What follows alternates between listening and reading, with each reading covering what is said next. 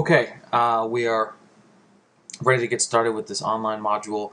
What we're going to cover in this is corporations, which is probably the most substantial part of the section on business organizations. Just to give you an idea of what's going on, I'm at my house recording this on my computer, and I have my dog here in the room with me, so you may hear him wandering about the room and whatever, but don't be alarmed.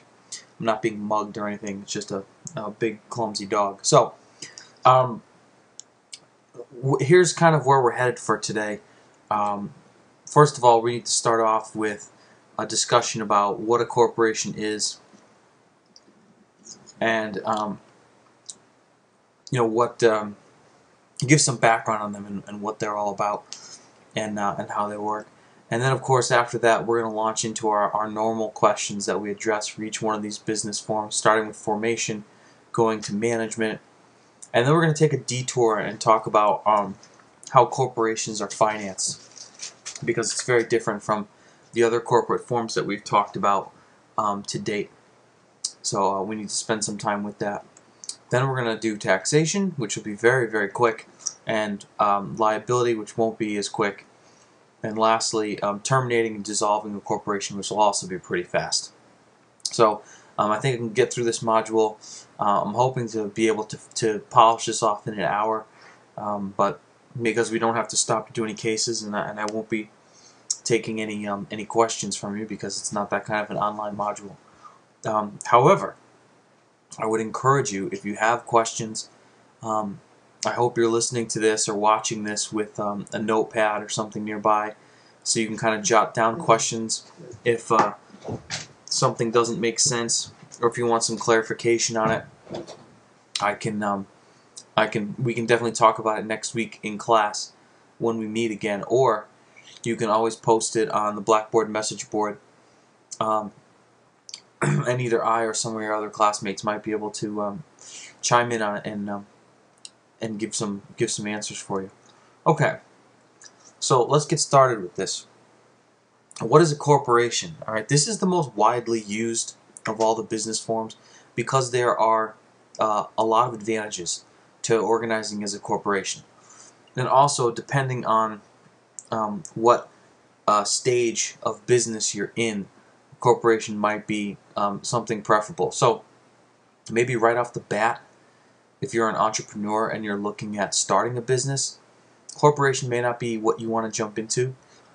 There is a corporate form called an S corporation, and what that basically is let's call it closely held corporation. So it's designed to work with a very, very small number of shareholders. The corporation we're going to talk about is the C corporation, which is different in that it's not designed for any controlled amount of shareholders. A C corporation is designed to be pretty large.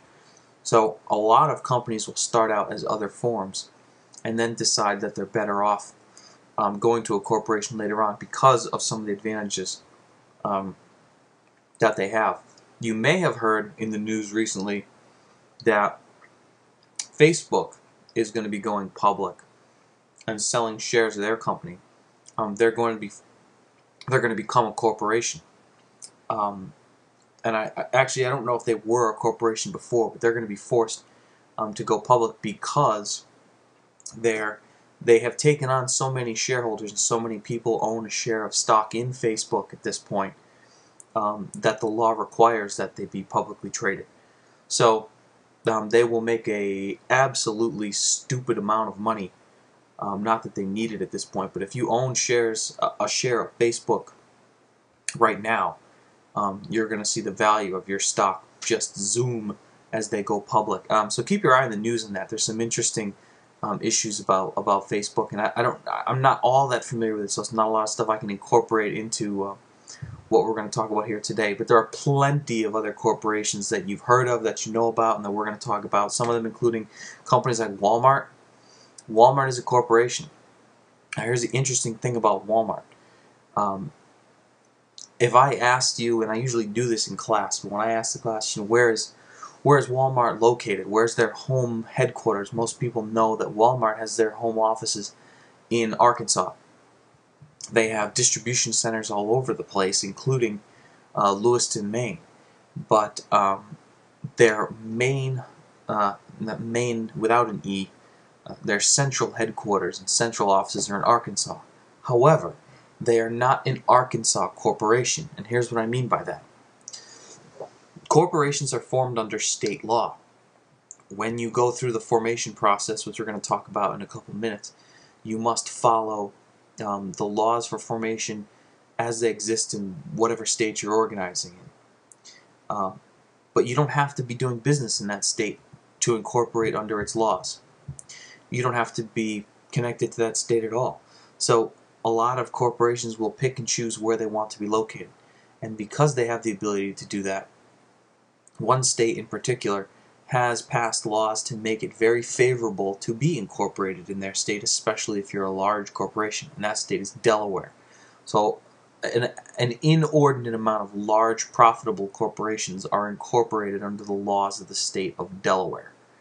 So Walmart, even though they are centrally based in Arkansas, and that's where you'll find their corporate headquarters in Arkansas, they are a Delaware corporation. All right. Another corporation we know well, Apple Computers. I don't actually know where Apple Computers is incorporated, but we all know that their headquarters now, I believe, are out in Silicon Valley in California. But I know that they are a corporation, and their stock is trading extremely valuable right now. And another one that we're going to talk about is Best Buy.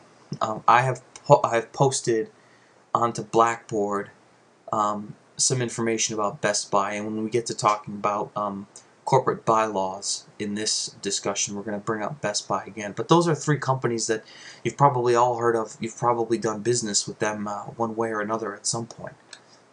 Okay, so that's the first thing you need to know. They're a very widely used business form. We tend to think of large multinational businesses like Walmart, Best Buy, and Apple. Coca-Cola is another one. General Electric, GE is another one. These are huge, huge companies. They're all corporations. But there are also very small corporations. There are some corporations that operate, in one state or have only one owner. Very small businesses sometimes do organize as corporations. It's not impossible, and depending on your situation, it might be a very good financial decision. So this is why it's a widely used form, because they're in all shapes and sizes. It's been around for a very long time as well. One other interesting thing about a corporation is a separate legal entity in the eyes of the law, and here's what I mean by that. A lot of times when you're reading statutes, a word like person will be defined so that you know when they say a person shall not do this or that, they want you to know exactly what they mean when they say a person. And a lot of times a corporation is actually in the definition of a person. So when the law says that a person shall not, evade their income taxes, they mean not only people, like you and I, but corporations. Right? Corporations in and of themselves are designed to be a separate legal entity. Compare that with what we talked about, the sole proprietorships. The sole proprietorship and the sole proprietor are one and the same. They are not separate. They are one. So anything that the sole proprietorship does as a company is done directly by the owner also. There's no delineation there. Same thing with a partnership. Largely, a partnership is its partners. There's no separation. What the partnership does, the partners themselves personally have done and are responsible for. Corporation is the exact opposite. When you have a corporation, they are completely distinct and separate from the owners of the corporation, the managers of the corporation, and all the other individuals who make it do what it does. Now, this is an enormous advantage, which we'll talk about. There also is raised a debate about that, because a legal entity that has rights like a person, which corporations do, they have legal rights, doesn't have a conscience like a person does to be able to decide right and wrong. So there's a debate that kind of ensues on whether or not it's a good idea to have these corporations that can do this sort of thing, like contribute to campaigns for for the president. A corporation has the right to do that, has the freedom of speech to contribute money to a campaign, just like a person does. And there's a lot of debate about whether or not they should be allowed to do that, whether or not that's fair. So anyway, I don't want to have that debate, but I just want you to be aware. It's an interesting thing about corporations that they're considered that way.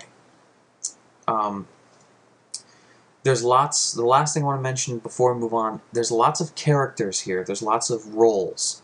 There's lots of titles. And one of the things you're going to want to do as we're going through this is keep track of who all these characters are. We're going to talk about shareholders, directors, officers.